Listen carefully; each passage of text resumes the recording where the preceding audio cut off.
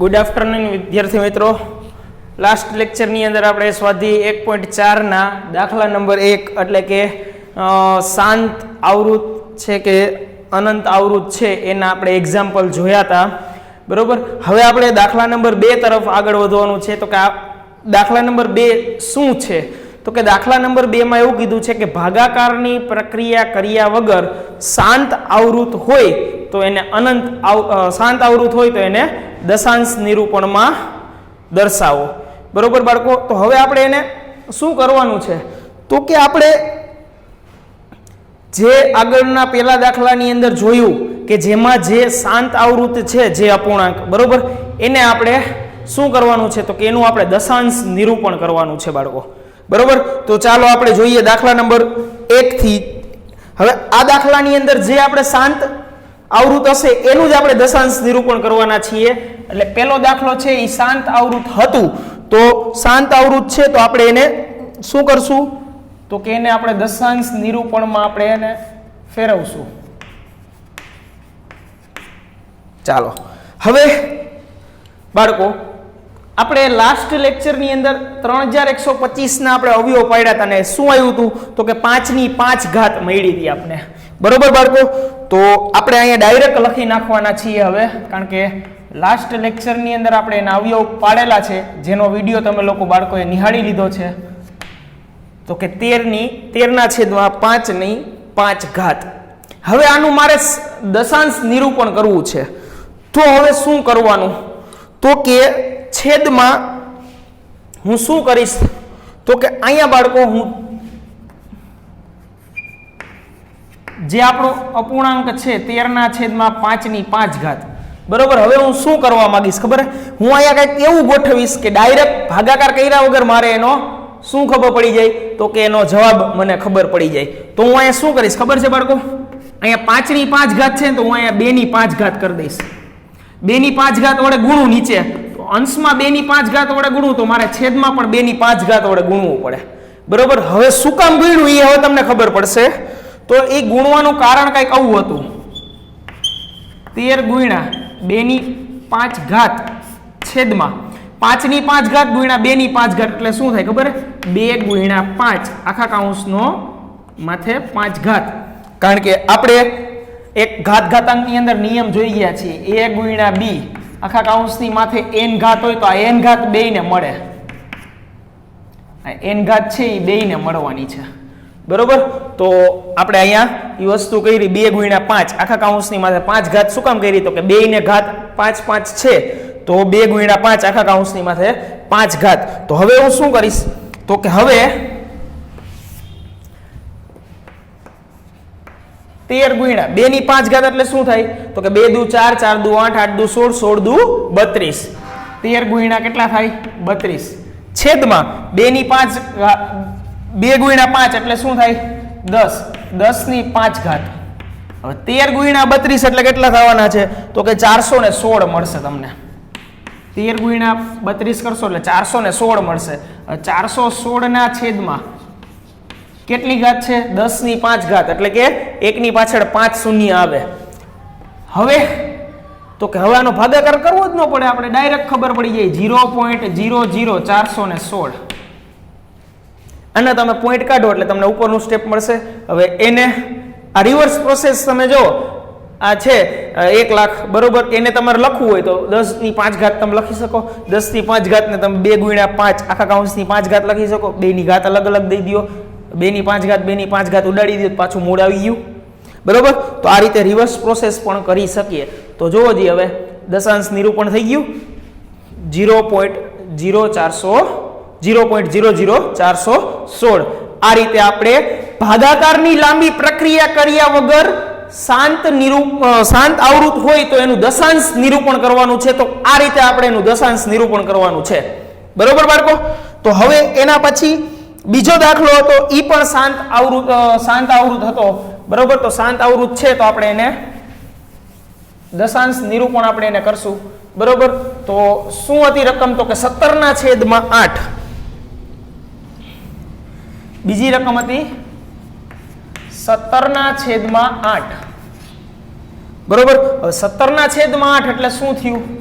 તો કે 17/2/3 17/2/3 એટલે શું થશે જોજી. હવે હું અહીંયા શું કરીશ, 17/2/3 છે ને, તો હું કઈ સંખ્યા વડે ગુણીશ, તો કે 5/3. 2 ની જેટલી ઘાત છે ને એટલી 5 ની એટલી ઘાત સાથે ગુણી નાખવાનું ઉપર નીચે, બરોબર. એટલે હવે શું થશે, તો કે 17 × 125, 25 25 25 125 છેદમાં તો કે 2 × 3 આખા કૌંસની 2 × 5 આખા કૌંસની 3 ઘાત, બરોબર. હવે તો કે 17 × 125 એટલે જવાબ શું આવશે, તો કે 2125 2125 છેદમાં 2 × 5 એટલે 10 10 ની કેટલી ઘાત 3, બરોબર. તો 2125 છેદમાં 10 ની 3 ઘાત છે એટલે શું આવશે 1000, બરોબર. તો આનું તમે દશાંશ નિરૂપણ કરો તો તમને શું મળે, તો કે 2.125. તો આ રીતે તમારું થાય. હવે ત્રીજો દાખલો છે બાળકો, ઈ કેવો હતો, અનંત આવૃત હતો. તો ત્રીજા દાખલાનું અનંત આવૃત હોય તો આપણે એનું દશાંશ નિરૂપણ પોસિબલ નથી ભાગાકારની પ્રક્રિયા વગર. તો હવે આપણે ડાયરેક્ટ ચોથો દાખલો કરવાના છીએ. ચોથો દાખલો છે, બરોબર, ઈ શાંત આવૃત હતો આપણો. તો શાંત આવૃત હતો તો આપણે એને શું કરશું, આપણે તો કે દશાંશ નિરૂપણમાં એને આપણે ફેરવવાના છીએ. તો રકમ હતી 15/16.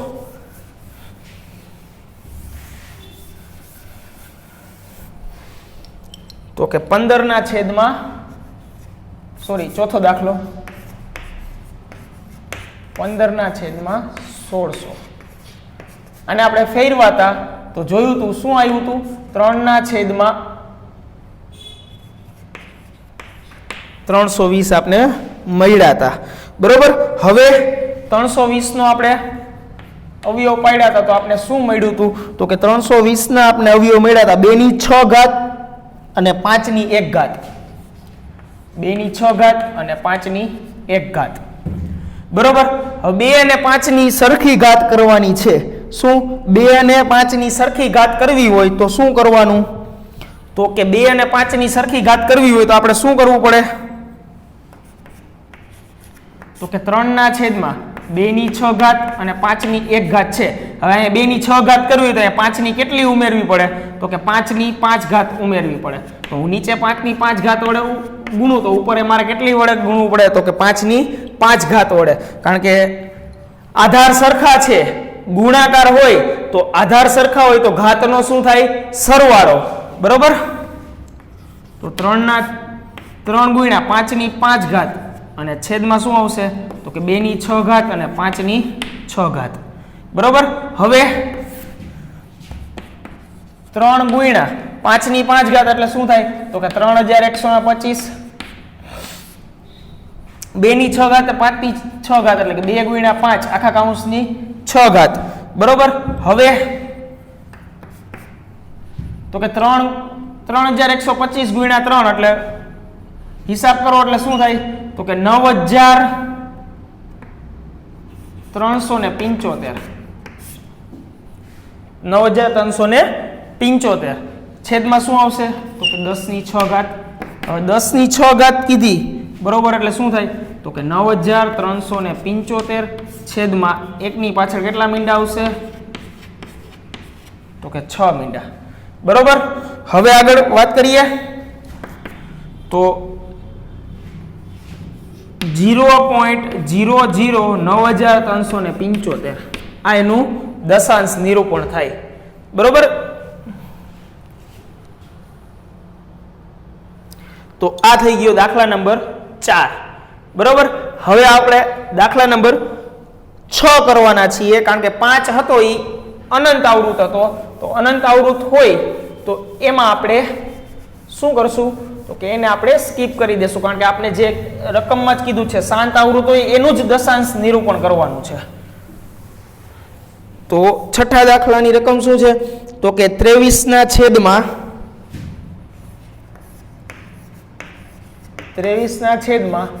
ની 3 ઘાત અને 5 ની 2 ઘાત, 2 ની 3 ઘાત અને 5 ની 2 ઘાત. હવે શું કરશું?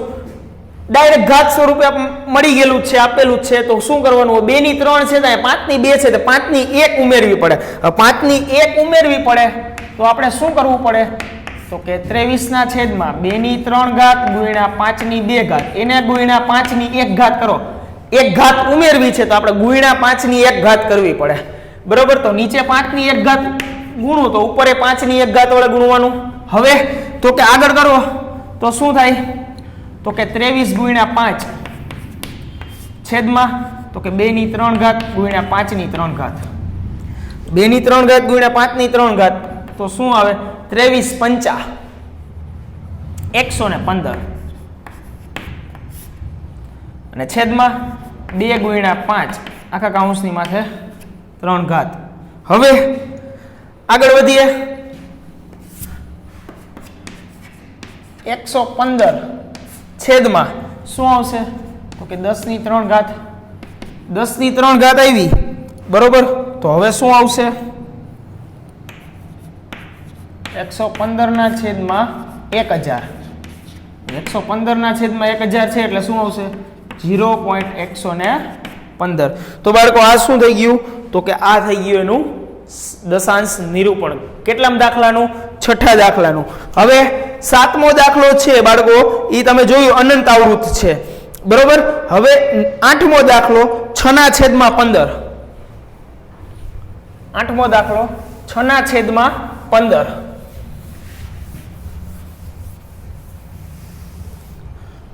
તો 6 ના છેદમાં 15 આઠમો દાખલો.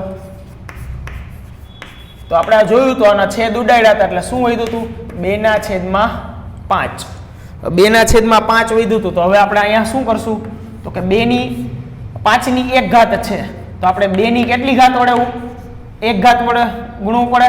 તો ઉપર 2 ની 1 ઘાત તો નીચે 2 ની 1 ઘાત. હવે તો કે 2 ગુણ્યા 2 છેદમાં તો કે 2 ગુણ્યા 5 આખા કાઉન્સની 1 ઘાત. 2 દુને 4 અને 10 ની 1 ઘાત. હવે 10 ની 1 ઘાત કરો એટલે શું જવાબ આવે? તો કે 4 ના છેદમાં 10. 4 ના છેદમાં એટલે 0.4. ભાગાકારની લાંબી પ્રક્રિયા વગર ડાયરેક્ટ આપણે દશાંશ નિરૂપણ મળી ગયું 0.4. બરોબર, તો આ થઈ ગયો આઠમો દાખલો. હવે બાળકો આપણે આગળ વધશું નવમા દાખલા તરફ.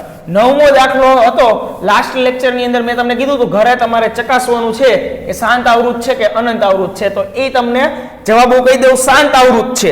શાંત આવૃત છે એટલે આપણે એનો દશાંશ નિરૂપણ કરશું. તો નવમા દાખલાની રકમ શું છે? 35 ના છેદમાં 50.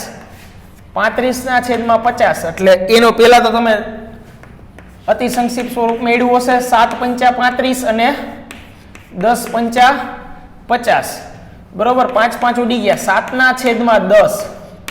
7 ના છેદમાં 10 કોઈ સંખ્યા વડે ગુણવું નહીં પડે. ડાયરેક્ટ અહીંયા આપણે અનંત આવૃત શાંત આવૃત છે તો ડાયરેક્ટ આપણે અહીંયા શું મળી જશે? દશાંશ નિરૂપણ. બરોબર, કોઈ સંખ્યા વડે ગુણ્યા વગર કાંઈ પણ કર્યા વગર 7 ભાગ્યા 10 એટલે 0.7. બરોબર બાળકો, તો આ થઈ ગયો દાખલા નંબર 2 સ્વાધ્યાય 1.2 નો. બરોબર મિત્રો, તો હવે આગળ વસ્તુ થોડીક દાખલા નંબર 3 માં જે છે 3 દાખલા એ સમજવા માટે મારે તમને દશાંશ અનંત આવૃત છે ને એના વિશે થોડુંક સમજાવવું છે.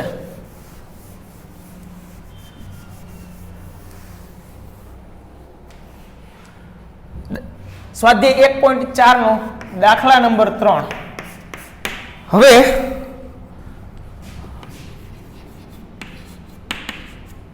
અનંત આવૃત.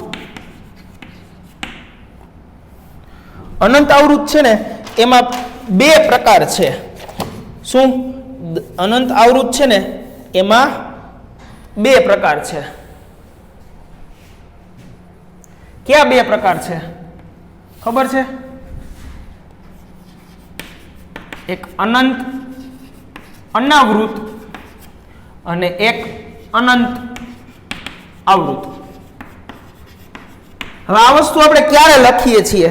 તો કે જ્યારે કોઈ સંખ્યાને સમય સંખ્યા સાબિત કરવાની હોય. બરોબર, તો આપણે આ વસ્તુની અંદર ઊંડાણપૂર્વક જઈએ છીએ, જે દાખલા નંબર 3 માં છે કે આપેલ સંખ્યાને સમય સંખ્યા સાબિત કરો અને એના અવયવ 2 ની n ઘાત અને 5 ની m ઘાત સ્વરૂપે ગોઠવાય છે કે નહીં, એટલે કે સ્વરૂપે મળે છે કે નહીં. હવે અનંત અનાવૃત કોને કહેવાય? તો કે હું કોઈ સંખ્યાનો ભાગાકાર કરું, જેમ કે 1/3, એટલે મને ખબર છે આનો જવાબ મને આવી રીતે મળવાનો છે 0. સોરી, હું કોઈ સંખ્યા લખું 0.2, 20, 200, 2000 ... આ જે સંખ્યા છે ને એને કહેવાય અનંત અનાવૃત. પણ હું અહીંયા અનંત આવૃતમાં એક સંખ્યા લખવા માંગુ છું 1/3, એટલે શું થયું? તો કે 0.333 ઇન્ફિનિટિવ, એટલે કે અનંત વખત આવશે. હવે અનંત વખત આવશે એટલે હું આવી રીતે લખીશ એને 0.3 ની માથે 12, બરોબર. એટલે આ 12 નો મતલબ શું થાય? તો કે આ 3 છે ને એ અનંત વખત શું છે? તો કે આવે છે. હું એ બીજી એક સંખ્યા લખું એના માટે 0.123456789, બરોબર, અને એની માથે હું 12 કરી દઉં તો એનો મતલબ શું થાય? તો કે 0.123456789, 123456789, 123456789 એવું કન્ટિન્યુટી રિપીટ થયા રાખે. પણ એ રિપીટ થયા રાખે એ કેટલી? 8 સંખ્યા રિપીટ થયા રાખે, બરોબર. હવે ઈની સંખ્યા રિપીટ થયા રાખે છે ને એટલા માટે એને અનંત આવૃત કહી છે, જે આપણે 9મા ધોરણની અંદર ભણીને આવ્યા છીએ, બરોબર. અને અનંત અનાવૃત કોને કહેશું આપણે? તો કે કોઈ સંખ્યા ફિક્સ હોતી નથી, કઈ સંખ્યા હવે આવશે એવું ફિક્સ આપણે ખબર હોતું નથી. આ મેં ... કર્યું, બરોબર, 2000 લખ્યા, પછી 2000 પછી 4 આવે ને 6 આવે ને 8 આવે, એટલે કે કોઈ પણ સંખ્યા આવી શકે, એવું જરૂરી નથી કે આ જ સંખ્યા આવશે. પણ જ્યારે આમાં હું આવી રીતે લખું તો એ આપણે ખબર પડી જાય કે 0.123456789, 9 પછી 123456789 જ આવશે, બરોબર. એ આપણે ખબર પડી જાય છે. શું કામ? તો કે આ 12 ની લીધે, જે આપણે 9મા ધોરણની અંદર સમય સંખ્યાની અંદર ભણેલા છીએ આપણે, બરોબર. તો અનંત અનાવૃત હોય, બરોબર, એ કોઈ દિવસ સમય સંખ્યા બનતી નથી, બરોબર. તો અનંત અનાવૃત છે એ સમય સંખ્યા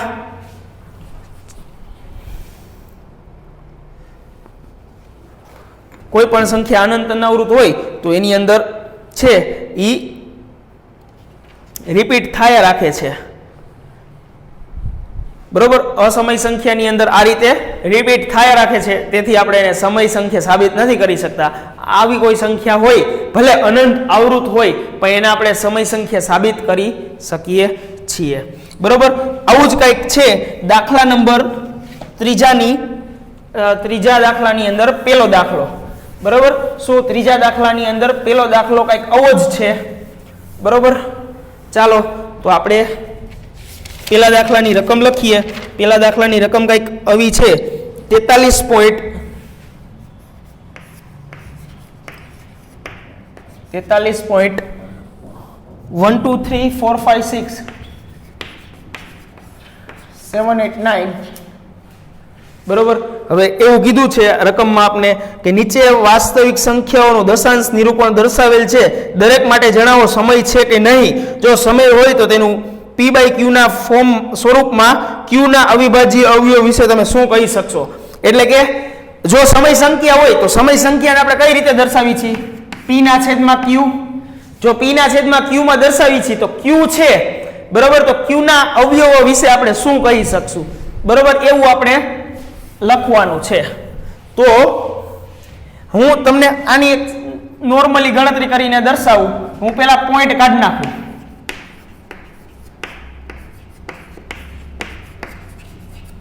પોઈન્ટ કાઢી નાખું એટલે શું થશે?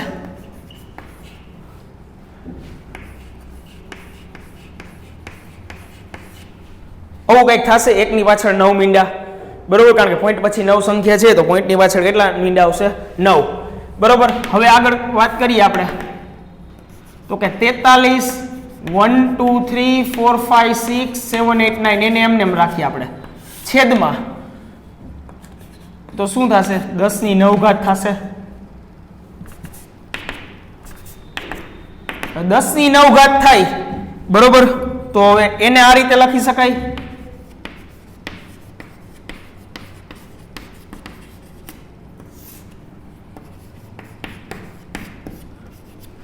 હવે એને આ રીતે લખી શકાય એટલે મતલબ શું થાય? 2 ની 9 ઘાત અને 5 ની 9 ઘાત.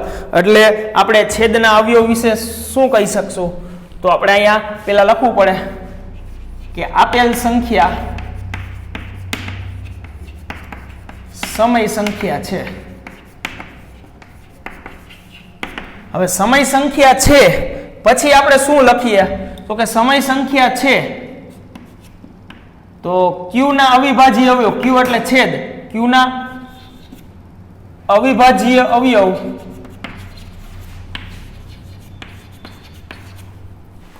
બે ની n ઘાત અને 5 ની m ઘાત સ્વરૂપે મળે છે. આપણે છેદના અવયવ એટલે કે q ના અવયવ વિશે આપણે ચર્ચા કરવાની હતી, તો મેં ચર્ચા કરી દીધી કે 2 ની n ઘાત અને 5 ની m ઘાત સ્વરૂપે મળે છે. બરોબર. તો આ થઈ ગયો દાખલા નંબર 1. હવે આગળ વાત કરીએ દાખલા નંબર 2 ની. તો કે દાખલા નંબર 2 માં તમને રકમ શું આપી છે? તો કે 0.120 પછી તો કે 1200 પછી તો કે 12000 આવી કઈક રકમ આપેલી છે. બરોબર. અને પછી કીધું કર્યું છે ડોટ ડોટ ડોટ. તો આનો શું મતલબ સમજવો? તો જો બાળકો આમાં કન્ટિન્યુટી નથી રહેતી, સંખ્યામાં કન્ટિન્યુટી નથી રહેતી. બરોબર. એટલે આ છે એ કેવું થઈ ગયું? તો કે અનંત અનાવૃત થયું. હવે અનંત અનાવૃત થયું એટલે એ શું હોય? તો કે અસમય સંખ્યા હોય. મેં વાત કરી હતી કે અનંત અનાવૃત હોય એટલે એ સંખ્યા કેવી હોય? તો કે અસમય સંખ્યા હોય. બરોબર. હવે અસમય સંખ્યા છે, બરોબર. તો અહીંયા મેં આપણે કહેવાનું છે સમય છે કે નથી. તો આપણો જવાબ શું થશે? આપેલ સંખ્યા કેવી છે?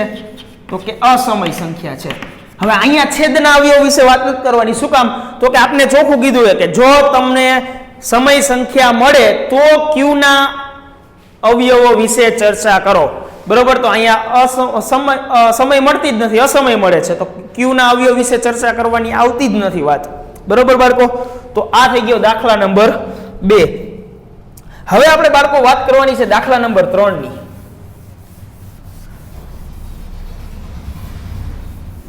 દાખલા નંબર 3 ની અંદર શું રકમ આપી છે આપને? તો કે દાખલા નંબર 3 માં આપને આપ્યું છે 43.123456789. બરોબર. માથે 12. એટલે આનો મતલબ શું થયો? તો કે આનો મતલબ આવો કંઈક થાય.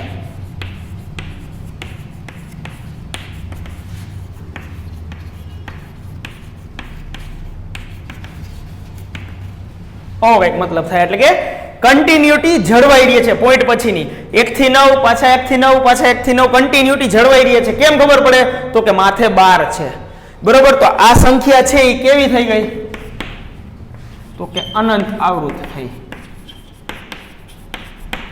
હવે અનંત આવૃત છે, બરોબર. તો હવે અનંત આવૃત છે એટલે આ સંખ્યા છે, બરોબર, એ સમય સંખ્યા થશે. અનંત આવૃત છે ને એટલા માટે આ કેવી સંખ્યા થશે? સમય સંખ્યા થશે. હવે સમય સંખ્યા થશે એટલે આપણે છેદના એટલે કે q ના અવિભાજ્ય અવયવ વિશે ચર્ચા કરવાની થશે.